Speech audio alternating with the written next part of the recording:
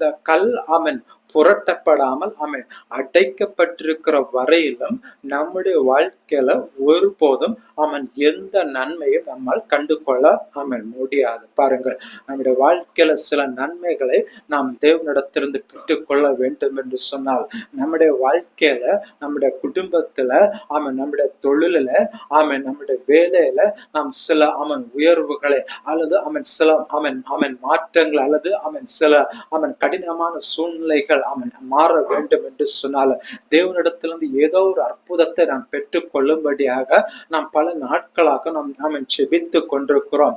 ஆனால் இந்த நாள் வரையிலும் செபிக்கிற அந்த காரியத்துக்கு பதில் வரவில்லை. ஜெபிக்கிறோம், ஆனால் பதில் வரவில்லை. ஜெபிக்கிறோம், ஆனால் தேவன் ஜெபத்திற்கு பதில் கொடுக்கவில்லை. ஆண்டவர் நம்முடைய ஜெபத்துக்கு பதில் கொடுக்காததற்கு பல